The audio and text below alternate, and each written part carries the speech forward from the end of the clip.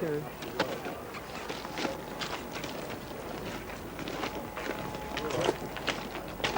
Has the body been moved? No. Still there? Still there. Still there. What are we waiting for to move that in? Because I want to get the driver off. They need the divisional surgeon to come down and certify it. Yeah. Okay, all right. I'll go up to the top and walk through the train and make sure the passengers are out then, all right? Okay. We do apologise to passengers for the disrupted train service this evening throughout the evening rush hour period. A fatality occurred in Penswood on the main line.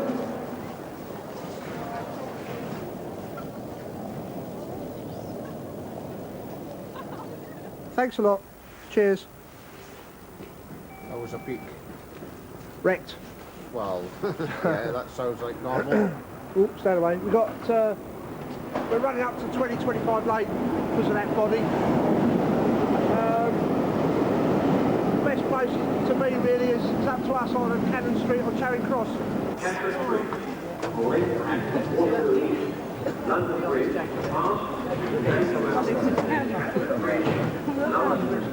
It's in brownie points, but it's pretty good.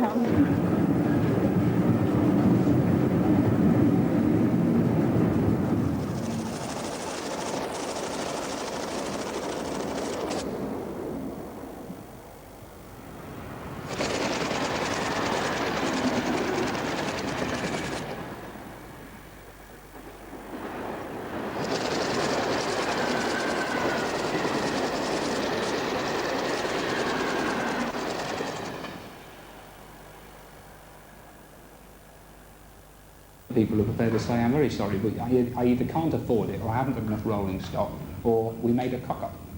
And I'm much happier that people actually tell the truth than beat about the bush. But you seem to have institutionalised standing far more than the 110%, which I believe is acceptable. That Grove Park has shown a 17% reduction in usage over that period. But I just cannot believe those figures. If you can show me the evidence for those, I'd be more than happy to show I would be very pleased, and so would our members. There is absolutely no reason why I should make it up, is there?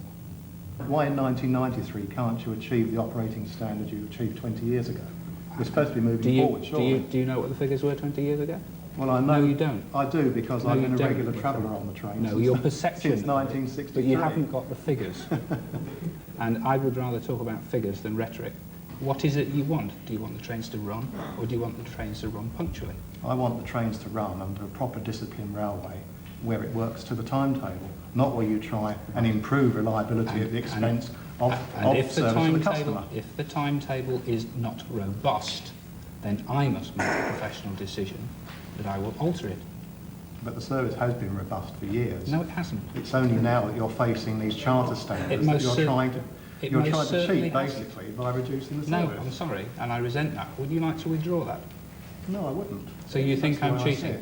That's the way I see it, and I'm afraid that's the way lots of people see it. And you think you could do better? I think that what you're doing is withdrawing services to improve the timekeeping statistics.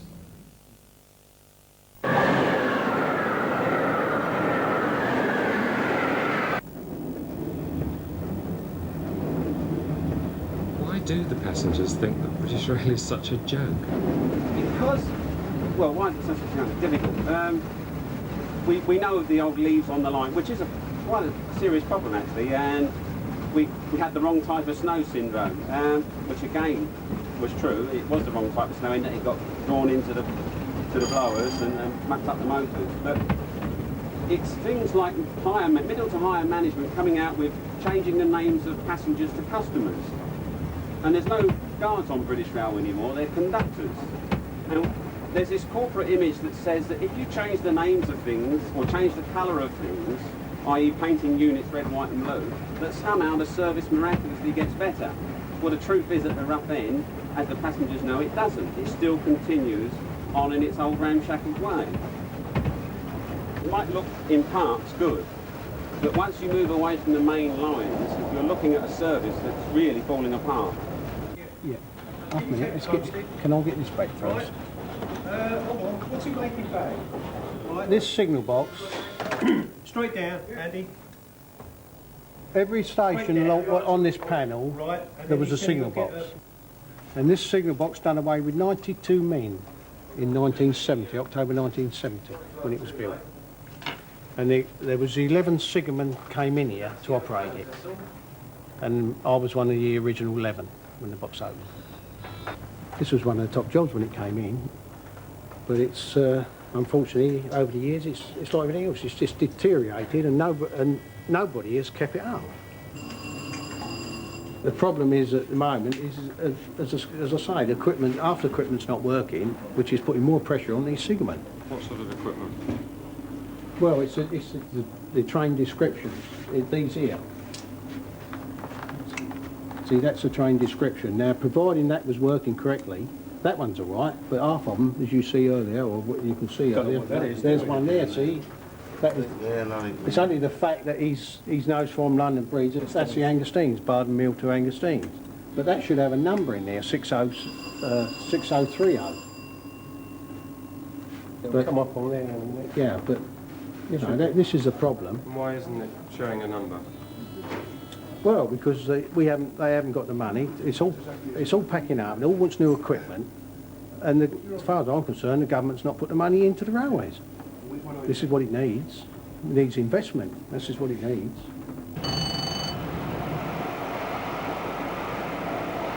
I mean, if you take this railway at the moment compared to the French and the German, they're both very fine systems, but they're both publicly funded and supported and invested in. And I know the people on this job, I know the people at the front end, I know the guards, and there's a lot of good people that could run this railway as good as the French and the Germans, if not better, if we had the similar sort of investment levels that they've got. If you take the German system, for example, we get a fraction of the subsidy that they do. And the same with the French. It's quite something like a third of the subsidy that the French get for their railway. Given those sort of levels of investment, we can perform. There's no problem about that.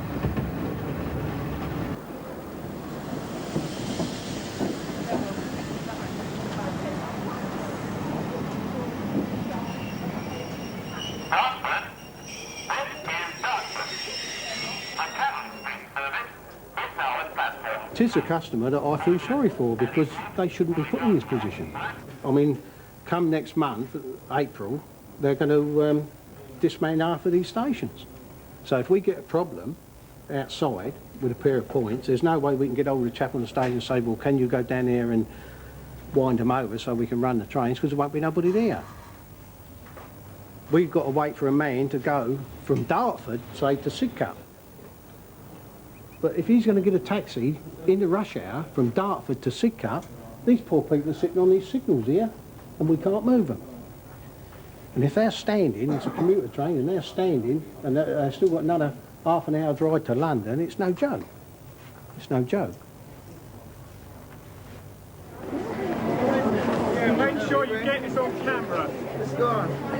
See what we have to put up with every day. You guys are the same thing. That's right, make sure you get it on. So, they're big.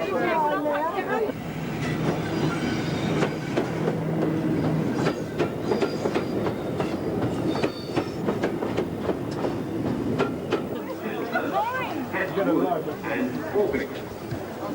Customers for Tunbridge Park and Bromley North should change at Grove Park. Open that side gate, for God's sake! I know what you're saying, but if she here ahead at all, we need to get an ambulance for her to get checked over. Oh, your staff nurse. Right, thanks very much. Great, okay, lovely. Not stupid, that there.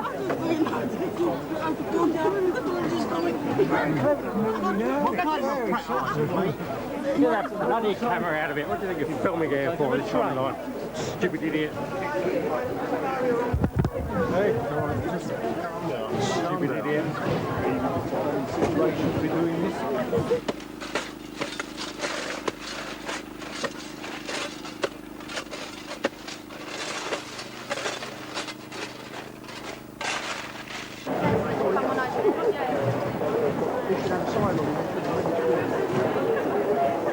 Don't matter, you can still go up. What's that M1 handy, please?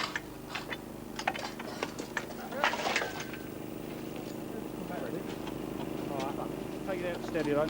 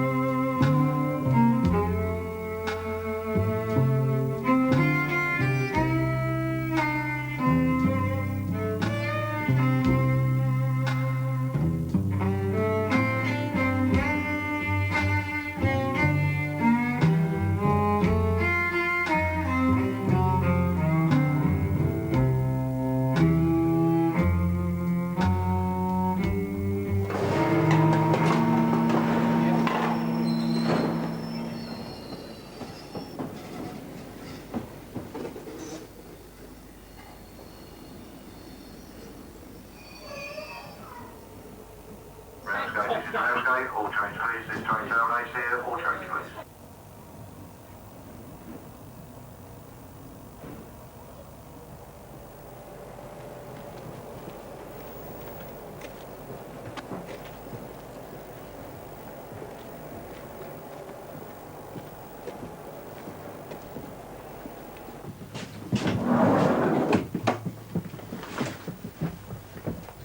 Wakey, wakey, mate. Ramsgate. All change. Where do you want to go to? Don't worry, maybe something. Go back to Raynham. Raynham? Yeah. Now the first train's not till 5:25. Yeah, I know.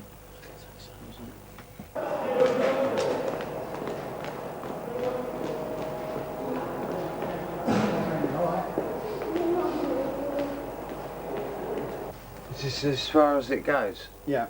Yeah? Yeah, end of the line. Come on then, mate. So, gentlemen.